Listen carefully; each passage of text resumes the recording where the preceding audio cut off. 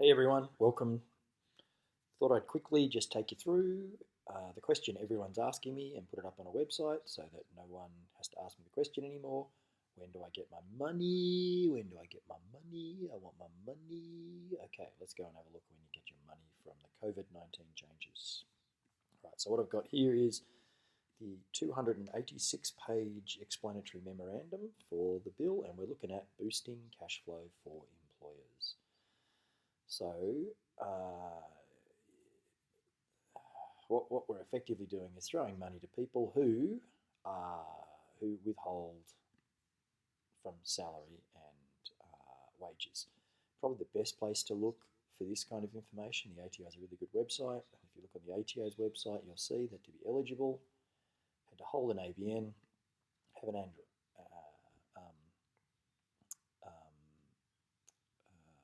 Had an aggregated turnover of less than 50 mil, and you have already made payments to people, employees. So you can't go and set up employment afterwards. And they've got an example of what those employments might be, and you have to have derived income before a certain date. So eligibility, you can't go and set things up, and there's anti-avoidance provisions in there as well. So we're good with that. So when you lodge certain BASs, and now I'm running across to the ATO to the fact sheet on the Treasury website. When you lodge certain BASs, you get certain payments, and here they are. So if you're a quarterly lodger, so you'll lodge these two BASs here, the 28th and the 28th of April and the 28th of July. You'll get the first payment. Yes, there is two. You get the first payment on these dates. If you're a monthly payment, you get all these things here. Now, I've been saying payment over and over again, and I need to take you all the way to the bottom to show you the bad news really quickly, which is, it's coming up.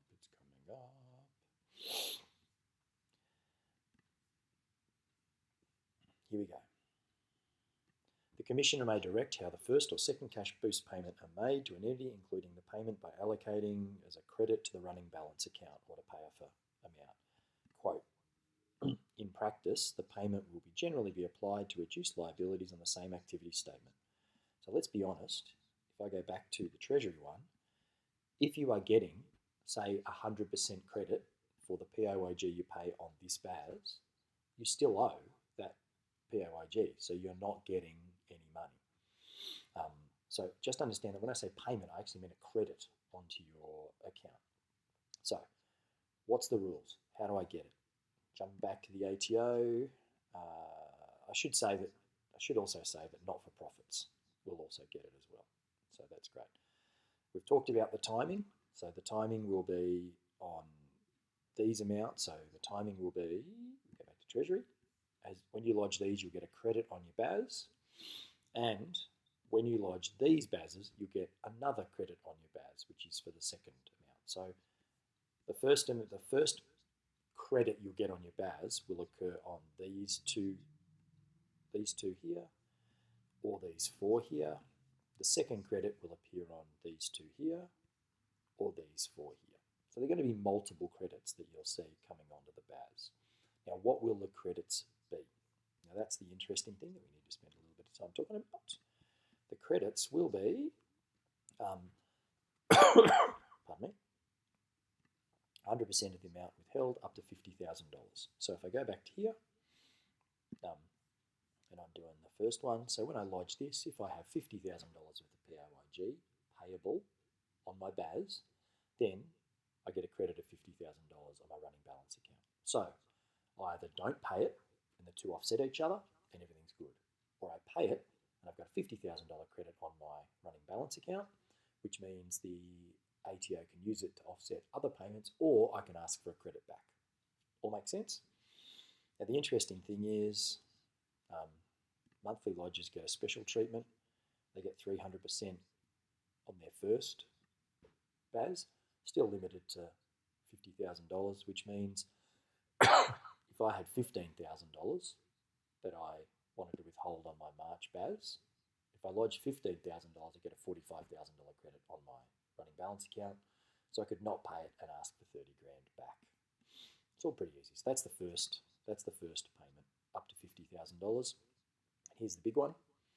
The minimum credit will be $10,000, even if you're not required to withhold. So I've got some charities that withhold a couple of $100 a quarter. Who's only got one employee part-time.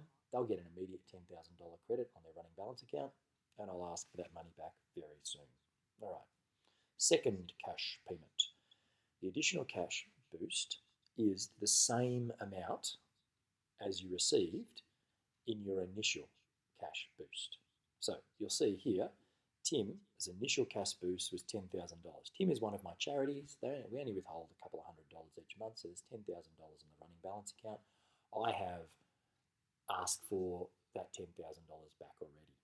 Well, when he lodges his June and his September activity statements, remember, this is the second payment, June and October activity statements. Yep, he'll get that same amount split over those two again. So you get two payments. You can get $50,000 worth of credits based on the amount of PAYG that you pay, and then you get another $50,000 worth of credits based on the PAYG that you withheld. In this case, $10,000 worth of credits because it's the minimum, and $10,000 later on. And the same works for monthly. So all you have to do to get this stuff is to lodge your BAS. Yeah.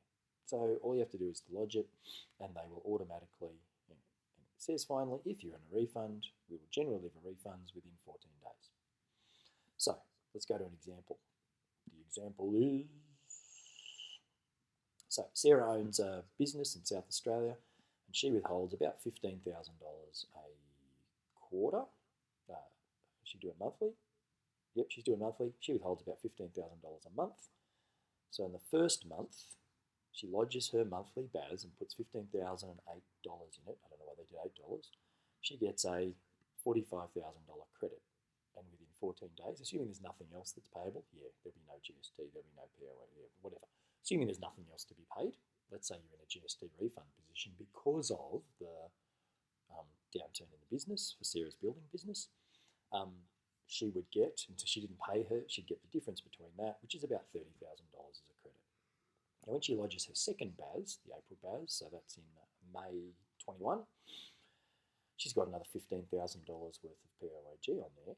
So she should get a $15,000 credit, but she's already used up 45 of the cap, so she just gets the difference, which is $4,000, which means she could underpay her PAYG by almost a third, or she could pay the PAYG and wait 14 days for the refund.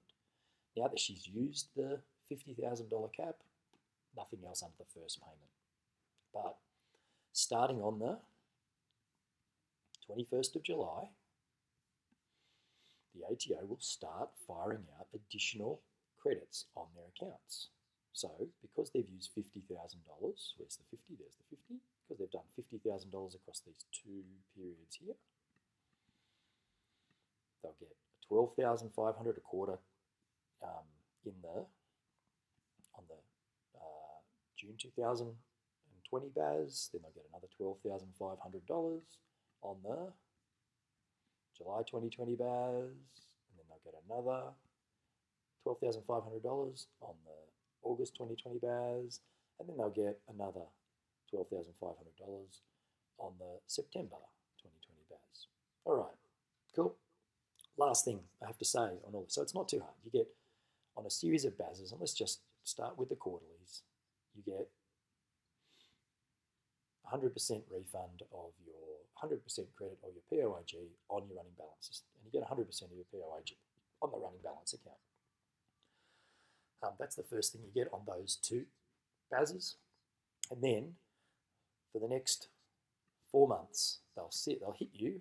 And for the next two BASs they'll hit you with a credit which equals the same amount, up to $50,000. All right. The only planning opportunity, if you pay your bonuses after 1 July, bring them before 1 July this year. Firstly, that way you get the tax deduction in an earlier year, and secondly, it brings the PAYG into this year, and it means if you don't hit the $50,000, you've got your $50,000. And yes, no one's going to have any bonuses. All right. Well, so where did I find those documents? The first one is on the Treasury website. So if I go back, you'll see that the Treasury has a site called, I'll go right to the start. Treasury has a site called, click on this little thing here and you'll find that. The ATO has a page called, you can just type in ATO COVID-19, whoops, and it'll give you cash flow for businesses, and it'll give you COVID-19 as the site. And lastly, this is the bill for the Coronavirus Economic Response Package 2020 and associated bills. And you can look at the EM here. I think the EM's the worst of the documents, so I wouldn't be rushing to have a look at that document. But please remember, the biggest mistake people are making is they're waiting for a payment. In practice,